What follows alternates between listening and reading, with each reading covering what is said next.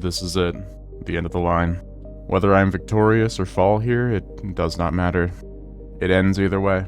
A crumbling stone dungeon buried away under the Deadlands, filled with statues that fight to defend their home. 50,000 people used to live here, and now, it's a ghost town. All that stands before me is the all-powerful Bastion Guardian. I suppose it's time to tear down this place and stand victorious overall. Stand proud, Slayer. You're strong. Hey, it's Hiron, and welcome back to Voxlblade Weaponless, the series where I attempt to beat the entirety of Voxlblade solo while never equipping my blade. Join me on the journey of the Slayer of Voxels. Man, it feels good saying that again, as we take down the toughest foes this game has to offer. Without holding you any further, let's dive into episode 9 of Voxlblade Weaponless. After everything, the series comes down to a completion of the Bastion. And let me tell you right off the bat, I was dreading this since day 1. I knew for a fact that when it came down to the Bastion, it was very likely I would lose. The Bastion has two major things the other dungeons lack, a time limit and healers. Because of these two mechanics, I knew the Bastion was just going to be absolutely awful. Before I dove headfirst into the Bastion though, I wanted to at least somewhat prepare myself. No matter what I did, I more than likely wouldn't be able to prepare myself for the absolute mental torture that was about to overwhelm me. I lose because the door didn't open. I should have just known. I should have known the door wasn't going to open when I killed everything. Of course. That's besides the point, however, as I spent my 2 brills that I had slowly obtained on a Turtle King's armor enchant and a Blazing armor enchant. The Blazing enchant actually got a little later than the Turtle King, and my first few days of Bastion attempts did not include the Blazing enchant, so keep that in mind. Now, the Bastion is not your average Voxlblade dungeon. It mixes absolutely miserable enemies with puzzles and a timer that will kill you if you don't get to the room fast enough. Along with this, the boss fight summons statues that either blow you up or heal the boss and give him damage reduction. In a normal run, this doesn't matter as much as I make it sound, but when you have one damage source every 9 seconds, its issues begin to bear its fangs. But before I jump into the Bastion, if you enjoy this video and others, consider subscribing. I upload weekly, and I'm hopefully going to begin consistently streaming soon for my next series, so if you don't want to miss out, it's free and you can always unsubscribe whenever you feel like it.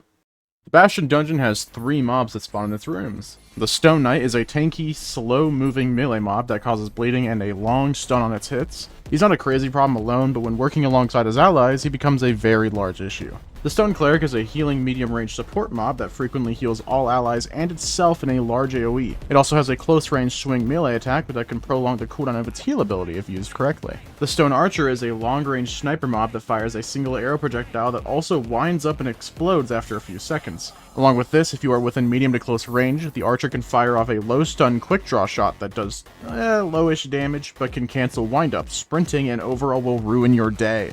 The first time you get hit by it, it's quite annoying. However, after your 40th run, you'd rather chop off your legs than get hit by this move again. These 3 mobs, along with boulders, create an incredibly potent and all-around terrifying composition. They intend on defending the Bastion with their lives, and damn are they good at it! And on top of all of this, there's the Bastion Guardian himself. His melee moves do not matter for this video, as I will not be going into melee range. However, what does matter is his bonus ranged moves. Occasionally, the Bastion Guardian can summon either 2 or 4 units on the side or corner pedestals respectively. These summons can either be Stone Archer statues, which only use the explosive arrow, but a more powerful and much larger version than their normal mob counterpart. The other summon is a Stone Cleric statue, which provides the Bastion Guardian a stacking damage reduction based on the amount of clerics alive, as well as providing healing. So now that I've explained all this, surely it can't be that difficult, right? It sounds pretty easy.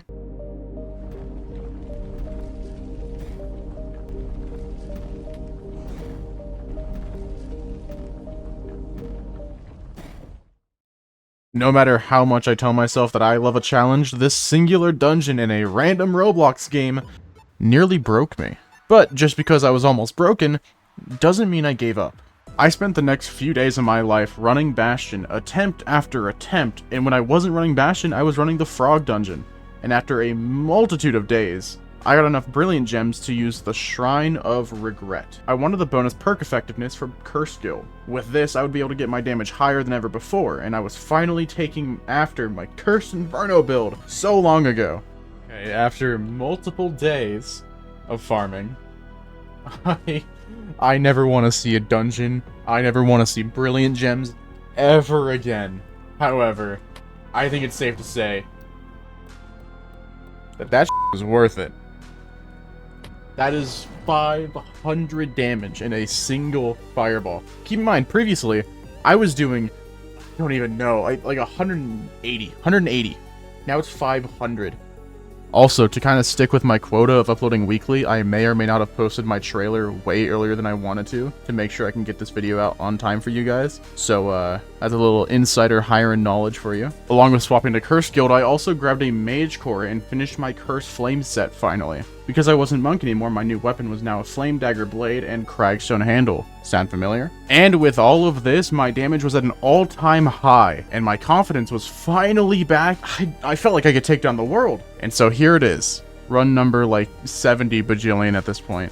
Honestly, I lost track a while ago, and I didn't even record all of my attempts. Half of them I just assumed weren't going to go well because I already wasn't in a good mood, which is not something you should do as a content creator, by the way. If you want to have footage, record, because oh my god, do I regret it now.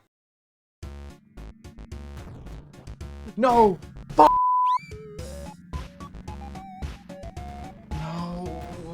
No.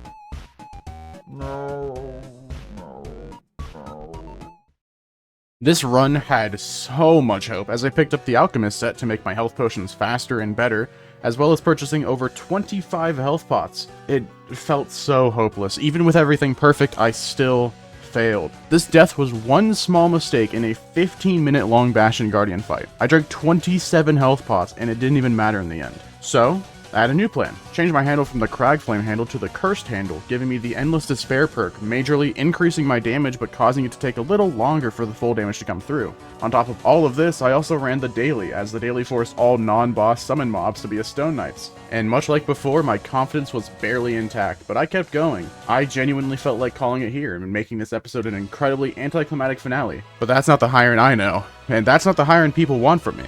I'm not just a failure who gives up easily. I don't back down and let some game walk all over me. Not this time. Not ever. I am unbreakable. I am unstoppable. The enemy ascended beyond your control. Or was that all your intention? They have managed to demolish whatever we make, but you're failing to comprehend. If they can, they will easily put you home while you're plundered by your depression. I have gotten to the point where I'm just too afraid that you're going to meet your end.